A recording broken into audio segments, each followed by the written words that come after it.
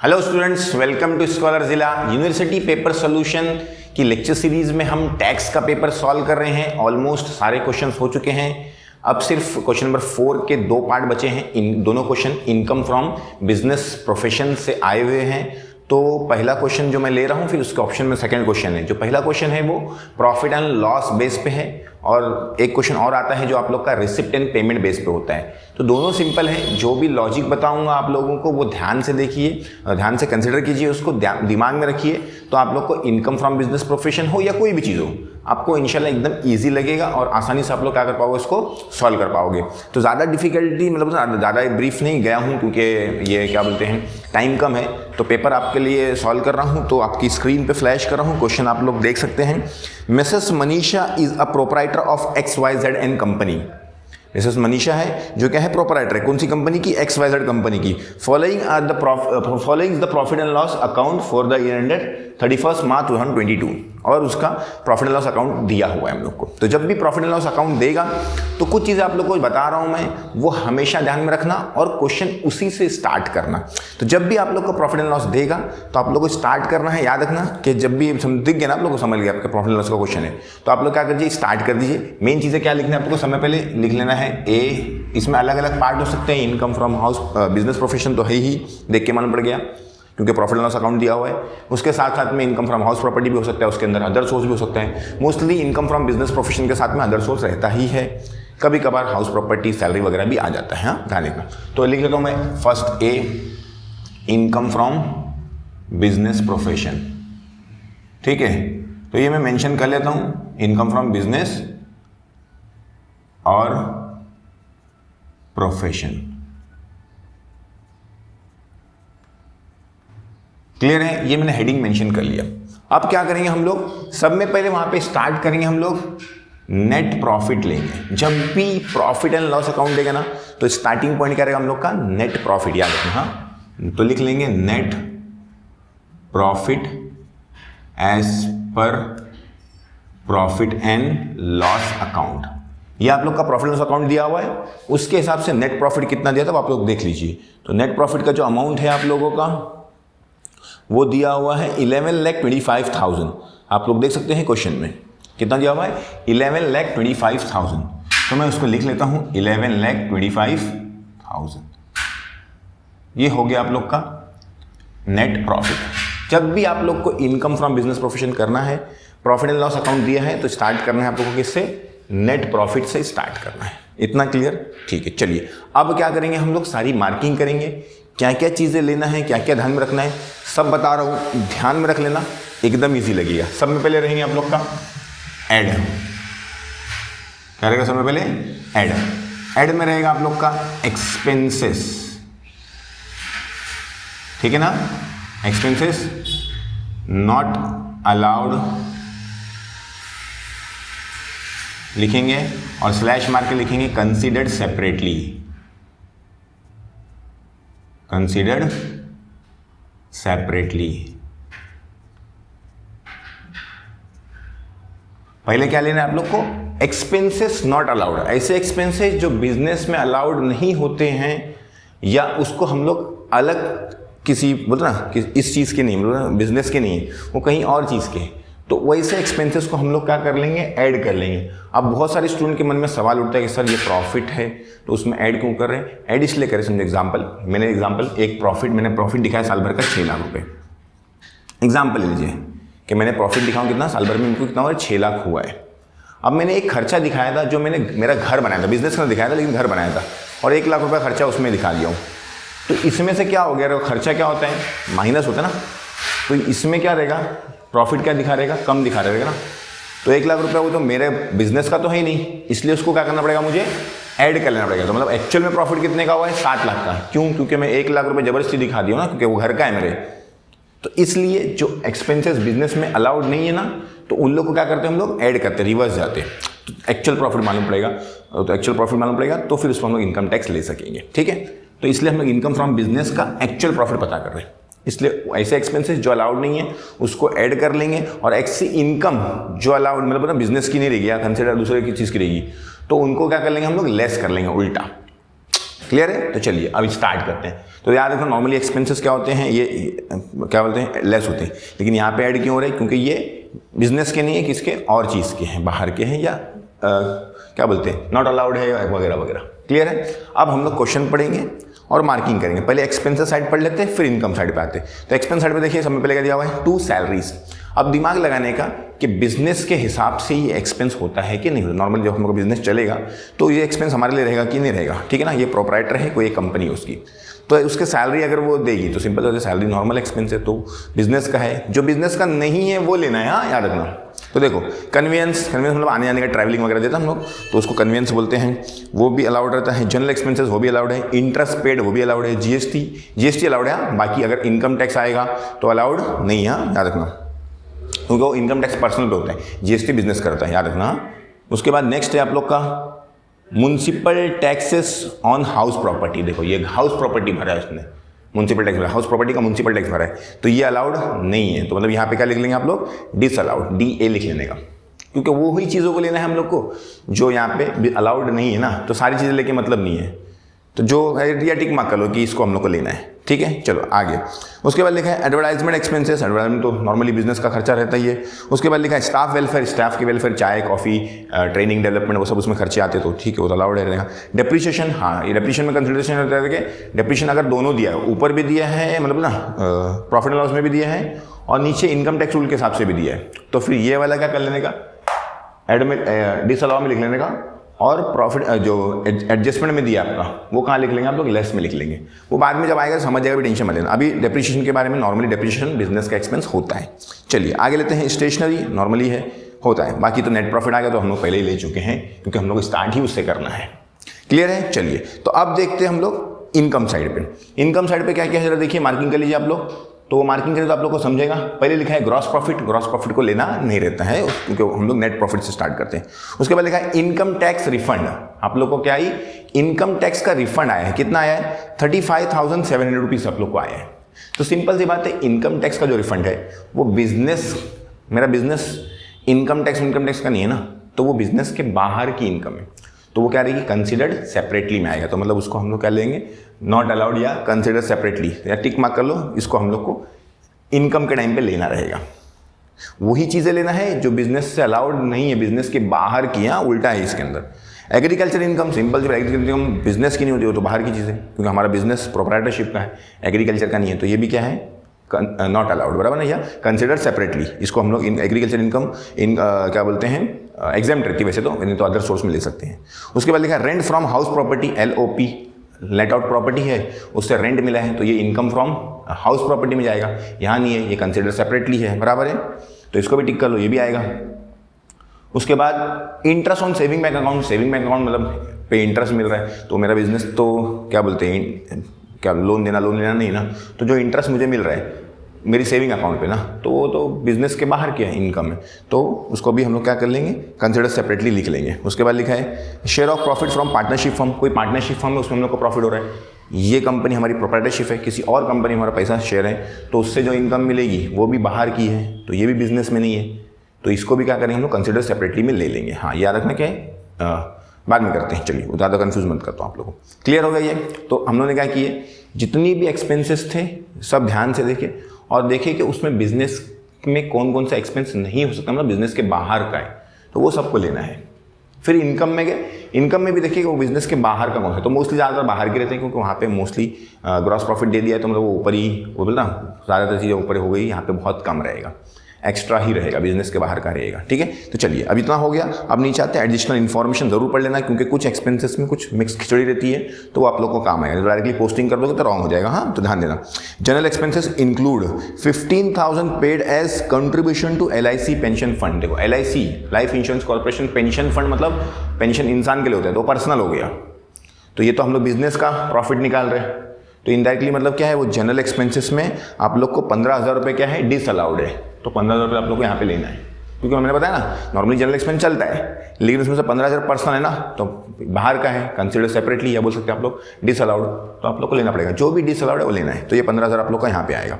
हाँ pension fund आप लोग ने भरे हैं तो उसका डिडक्शन देगा, तो वहाँ पे दो चीज़ें लिख लो, डिसअलाउड DA भी लिख लो, और पेंशन जो भरे आपने उसका आप लोग को डिडक्शन मिलता है 80CCC में, पेंशन फंड, ठीक है ना, पीपीपी से, प्रीमियम ऑन पेंशन फंड, ऐसा मैंने तो आप लोग को याद कराया था, पीपीपी से सीसीसी याद रखो, ठीक है ना, एटीसीसी ट्रिपल सी में आप लोग को डायरेक्शन मिलता है किसका, LIC पेंशन फंड का, हाँ याद रखना। फिर उसके बाद लिखा हुआ interest paid include 28,400 interest for housing loan paid to nationalise bank. तो आप लोगों ने क्या किया है, जो इंटरेस्ट पेड आप लोग का देखो क्वेश्चन में था इंटरेस्ट पेड, उसमें 28,400 किसका आप लोग का, आपके घर का लोन का है, तो पर्सनल हो गया वो, तो आप लोग को डिसअलाउड है, तो ये भी आप लोग को लेना पड़ेगा डिसअलाउड में। क्लियर है, तो ये दो चीज़ें हो गई आप लोग की।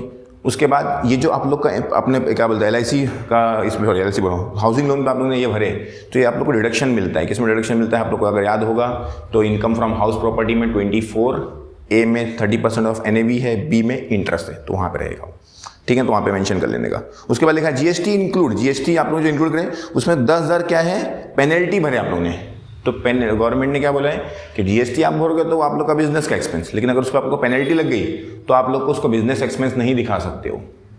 रूल क्या है, क्योंकि वो आपकी गलती है, तो आप लोग उसको एक्सपेंस में नहीं दिखा सकते हो।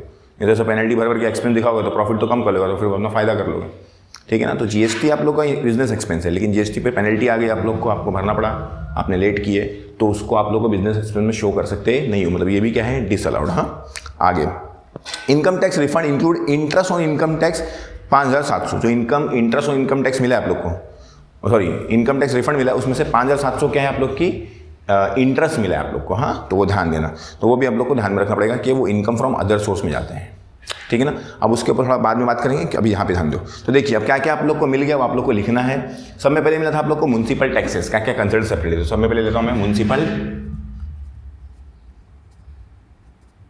टैक्स, बराबर ना। म्युनिसिपल टैक्स क्या था, for house property on personal house, बराबर ना।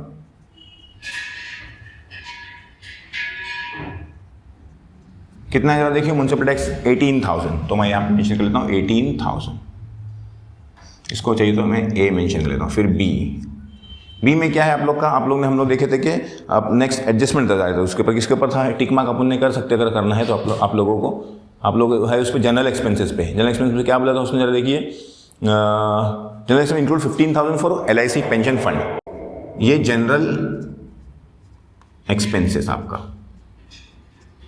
बराबर है। जनरल एक्सपेंसेस नॉर्मली क्यों हम लोग यहाँ पे ले रहे, क्योंकि वो क्या है पेंशन फंड, तो यहाँ पे मेंशन कर देंगे हम लोग LIC पेंशन फंड, तो यहाँ पे आप लोग मेंशन कर सकते हो। तो आप लोग को पता चलेगा कि LIC पेंशन फंड कितना है उसका 15,000। जनरल एक्सपेंसेस नॉर्मली बिजनेस का एक्सपेंस होता है, लेकिन उसमें उसने 15,000 रुपये मिक्स कर दिया है किसका, पेंशन फंड का, तो पेंशन फंड पर्सनल होती है इसलिए अलाउड नहीं है, तो उसको हमने लिए। नेक्स्ट और क्या था आप लोग का जरा देखिए, उसके बाद था आप लोग का कि इंटरेस्ट पेड में आप लोग का तो उसमें आपने हाउसिंग लोन का भी कर दिए, अब ये बोलिए, तो उसमें आपने किसका कर दिया, हाउसिंग लोन का भी कर दिया, तो वहाँ पे आप लोग लिख लेंगे interest paid for housing loan, बराबर ना। वो उसमें इंक्लूड है इंटरेस्ट पेड में, नॉर्मली इंटरेस्ट बिजनेस में चलता है, लेकिन अपना हाउसिंग लोन का भरे तो मतलब वो पर्सनल हो गया, तो कितना हो गया जरा देखिए, वो इंटरेस्ट पेड 28,400, तो ये हो गया 28,400। नेक्स्ट और एक चीज़ आप लोग को दिया हुआ है GST include 10,000 paid for penalty, तो वो अभी अलाउड नहीं है क्योंकि हमने आप लोग को बताया थोड़ी देर पहले, तो लिख लीजिए आप लोग GST पेनल्टी, कितना है GST पेनल्टी 10,000। तो ये हो गया आप लोग की टोटल 4 चीज़ें हो गई, टोटल कर लीजिए इसका, देखिए कितना क्या क्या आता है, 18,000 प्लस 15,000 प्लस 28,400 प्लस 10,000, तो होता है आप लोग का 71,400 रुपीज़। ये इसमें आप लोग को क्या करना है, ऐड करना है, बराबर है। फिर आएगा आप लोग का लेस, ठीक है, इनकम नॉट अलाउड या डिसअलाउड, और कंसीडर्ड सेपरेटली। ICICI इनकम जो अलाउड ही नहीं, मतलब अलाउड इसके अंदर नहीं आएगी, ठीक है ना। नॉट अलाउड नहीं बोल सकते, कंसिडर सेपरेटली बोल सकते, लेकिन थोड़ा मैंने वर्ड लिख दिया है, ठीक है। चलिए आगे देखिए क्या लिखा उसमें। अभी अब क्या क्या था हम लोग का टोटल, ऐसी टोटल हम लोग की शायद 4 से 5 इनकम थी जो बिजनेस के बाहर की कंसिडर सेपरेटली है। पहला था आप लोग का इनकम टैक्स रिफंड, तो लिख लेता हूँ मैं इनकम टैक्स रिफंड, क्योंकि ये इनकम टैक्स का रिफंड आया मतलब ये आप लोग को कोई इनकम थोड़ी है। इनकम टैक्स आप लोग एक्स्ट्रा भरते हो, आप लोग को पैसा आया, तो आप लोग को इसमें ऑलरेडी क्या करें, प्रॉफिट लॉस में उसको मिक्स कर लिया, इनकम में इंक्लूड कर लिया, उसको हटाना है हम लोग को। तो कितना जरा देखिए 35,700, तो 35,700। उसके बाद है आप लोग का बी नंबर पे आएंगे, तो नेक्स्ट है आप लोग का शायद एग्रीकल्चर इनकम। तो एग्रीकल्चर इनकम वैसे तो एग्जेम्प्ट होती है, लेकिन आप लोगों ने ये प्रॉफिट में मिक्स कर लिए हो, तो इसलिए उसको क्या करें हम लोग हटा रहे हैं। एग्रीकल्चर इनकम कितना जरा देखिए, एग्रीकल्चर इनकम 45,000, तो वो हटा दिया आपने। नेक्स्ट है सी नंबर पे आप लोग का रेंट फ्रॉम हाउस प्रॉपर्टी, तो लिख लेंगे रेंट फ्रॉम हाउस प्रॉपर्टी। कितना है वो 1,80,000। ये भी आप लोग का बिजनेस की इनकम नहीं है, इसलिए उसको हम लोग हटा दे रहे, लेस कर दे रहे। सी के बाद डी आगे देखेंगे तो आप लोग को मालूम पड़ेगा कि अगला है आप लोग का interest on saving bank account, तो वो भी ले लेते हैं interest on saving bank account, बराबर है वो कितना जरा देखिए 13,000 रुपये, क्योंकि सेविंग बैंक का जो इंटरेस्ट मिलता है वो तो आप लोग का बिजनेस की इनकम थोड़ी है, तो उसको भी हटा दे रहे हम लोग। उसके बाद डी के बाद ई है नेक्स्ट, ई पे आएंगे तो आप लोग आएगा share of profit from partnership firm, तो लिख लेते हैं share of profit from partnership firm. तो पार्टनरशिप फर्म से जो आप लोग को प्रॉफिट मिला वो भी आप लोग का बिजनेस, ये बिजनेस की इनकम नहीं हो, किसी और बिजनेस की है, तो वो भी कंसिडर सेपरेटली में आएगा। कितना है 65,000, तो उसको भी हम लोगों ने ले लिए। अब ये पांचों चीज़ें आप लोग की क्या है, बिजनेस की नहीं है, बिजनेस के बाहर की है, इसलिए हम लोगों ने आपके जो नेट प्रॉफिट में क्या रहेगा वो मिक्स रहेगा, इसलिए उसको हम लोग क्या करते हैं हटा देते, माइनस कर देते। तो देखिए कितना है टोटल इसका 35,700, 45,000, 1,80,000, 13,000 और 65,000, तो सब मिला के होता है 338,700, बराबर है। ये आपको ऐड करना है इसमें, और ये क्या करना है लेस करना है। तो ज़रा देख लेते 11,25,000 प्लस 71,400 माइनस 3,38,700, तो हो जाता है आप लोग का 8,57,700, 8,57,700। ये आ गया आप लोग का इनकम फ्रॉम बिजनेस और प्रोफेशन, बराबर है। ये एक चीज़ आप लोग की सॉल्व हो गई, बराबर है। अब लेकिन आप लोगों ने क्वेश्चन में देखे थे तो आप लोग को इनकम फ्रॉम अदर सोर्स भी था, इनकम फ्रॉम हाउस प्रॉपर्टी भी था, तो आप लोग को सब करना पड़ेगा। क्लियर है? तो चलिए नेक्स्ट हम लोग का इनकम फ्रॉम हाउस प्रॉपर्टी करते हैं हम लोग। ऐसा कोई ज़रूरी नहीं है कि लाइन से करो, लेकिन मोस्टली क्या करते हैं लोग, पहले सैलरी करते हैं, फिर हाउस प्रॉपर्टी करते हैं, फिर बिजनेस प्रोफेशन करते हैं, फिर कैपिटल गेन करते हैं, फिर लास्ट में अदर सोर्सेस करते हैं, स्टेप वाइज ही जाते हैं। तो मेरा थोड़ा आगे पीछे हो गया, मैंने पहले क्या कर लिया, इनकम फ्रॉम बिजनेस प्रोफेशन कर लिया। क्योंकि इसलिए किया क्योंकि ये नया टॉपिक था, इनकम फ्रॉम हाउस प्रॉपर्टी हम लोग ऑलरेडी कर चुके हैं, इसलिए मैंने यहाँ पे आप लोग को पहले वो नहीं कराया। ठीक है, चलिए नेक्स्ट आते हैं हम लोग। यहाँ पे नेक्स्ट लेंगे बी हेडिंग में इनकम फ्रॉम हाउस प्रॉपर्टी। अभी यहाँ पे आप लोग की इनकम फ्रॉम हाउस प्रॉपर्टी दी हुई आप लोग की, ज़्यादा इन्फॉर्मेशन दिया, उसमें सिर्फ एक दो ही इन्फॉर्मेशन दिया था, वो हम लोग देख लेंगे। पहले तो देखो आप लोग का इनकम साइड पे था क्या, वो रेंट फ्रॉम हाउस प्रॉपर्टी आप लोग का इनकम साइड में था कि आप लोगों ने रेंट कमाए हो। बाकी हम लोग को क्वेश्चन में अगर हम लोग को हाउस प्रॉपर्टी सॉल्व करना है तो पहले हम लोग को फेयर वैल्यू चाहिए, फेयर बोलते हैं फेयर रेंट चाहिए, फिर हम लोग का मार्केट वैल्यूएशन चाहिए FM, जैसे मैंने आप लोग याद करा था, फिर उसका हायर, फिर उसके बाद स्टैंडर्ड रेंट, फिर उसका लोअर, फिर उसके बाद एक्चुअल रेंट, फिर हम लोग का RLV आता था, फिर उसके बाद हम लोग एक्चुअल रेंट लेते थे, फिर दोनों को कंपेयर करते थे, फिर हम लोग को मिलता था GAV। वो पूरा फॉर्मेट अगर आप लोगों ने नहीं देखा है तो पिछले वीडियोस देख लीजिए, उसमें आप लोग को मैंने डिटेल में बताया है। लेकिन ये पूरे क्वेश्चन में कुछ भी नहीं दिया हुआ है, खाली लिखा है कि आप लोग को कितना रेंट मिला है। तो सिंपल सी बात है, जो GAV रहेगा वो आप लोग का रेंट रिसीव्ड ही रहेगा। तो मैं यहाँ पे लिख लेता हूँ GAV बराबर है, वो क्या रहेगा आप लोग का रेंट रिसीव्ड, क्योंकि बाकी जितनी भी इंफॉर्मेशन चाहिए हम लोग को वो एक भी इंफॉर्मेशन नहीं दी है। तो सिंपल सी बात है, रेंट रिसीव्ड क्या बन जाएगा, हमारा GAV बन जाएगा। अब आपका रेंट रिसीव्ड है 1,80,000। क्वेश्चन में आप लोग को दिया था कि आप लोग को कितना रेंट मिला है, 1,80,000 आप लोग को क्या मिला है, रेंट मिला है। उसमें से क्या रहता था आप लोग का, लेस रहता था। अगर आप लोग को याद है म्युनिसिपल टैक्सेस, तो क्या कर लेंगे हम लोग, म्युनिसिपल टैक्सेस माइनस कर लेंगे, म्युनिसिपल टैक्सेस।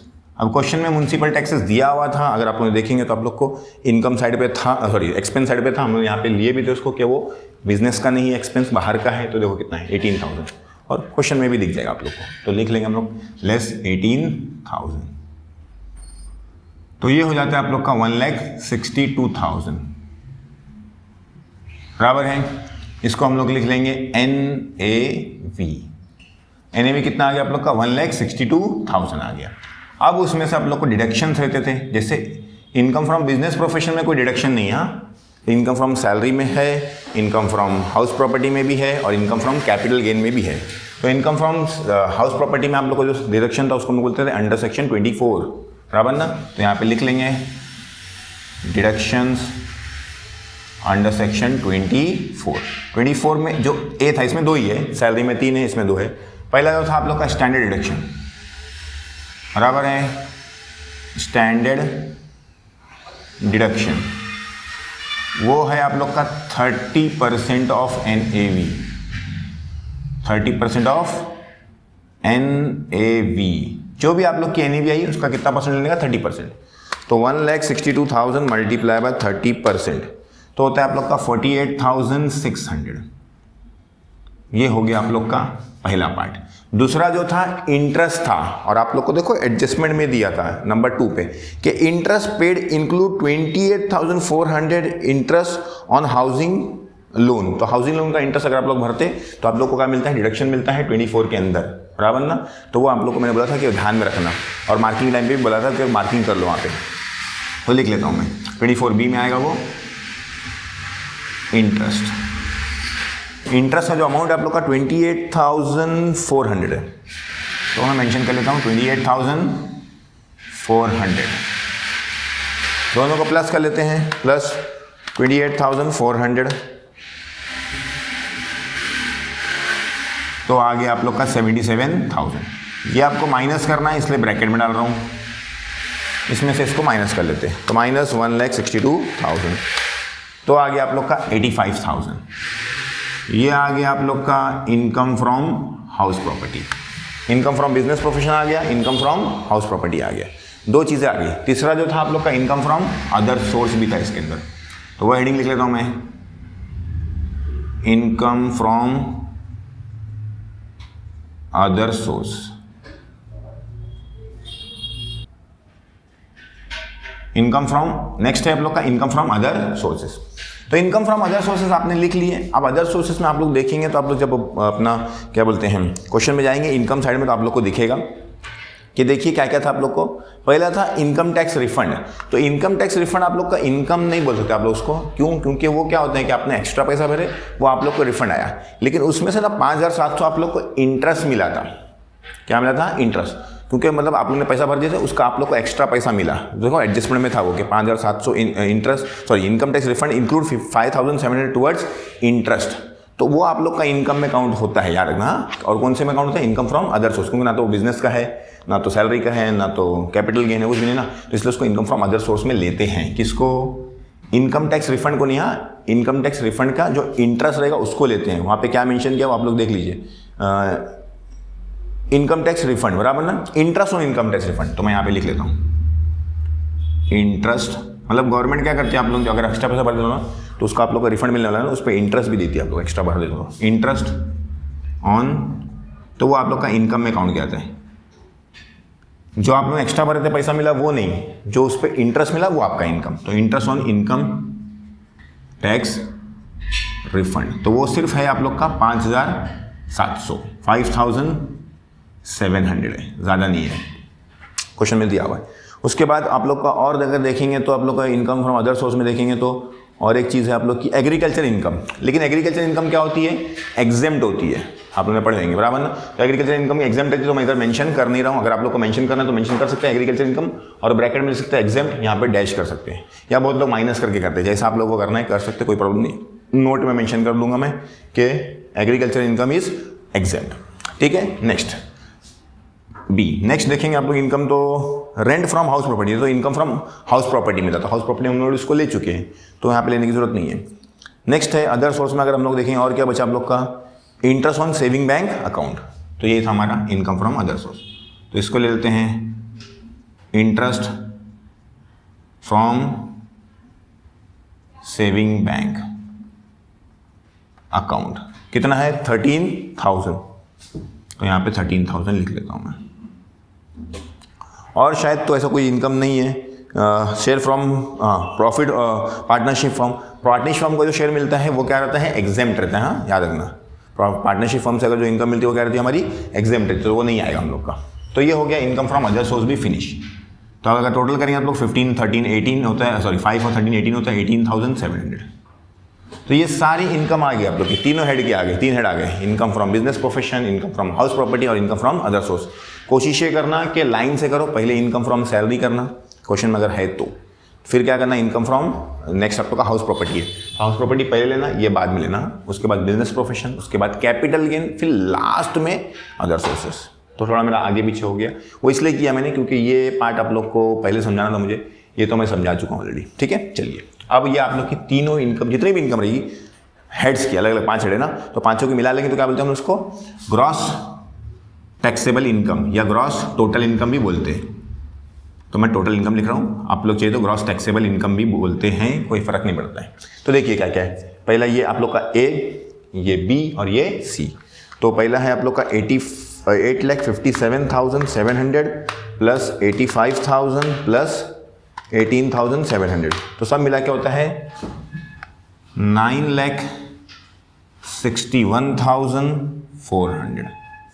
ये हो गया आप लोग का ग्रॉस टोटल इनकम। जब ग्रॉस टोटल इनकम आ जाती है तो आप लोग का एकदम मेन डिडक्शन आता है, जिसको हम लोग बोलते हैं लेस डिडक्शंस।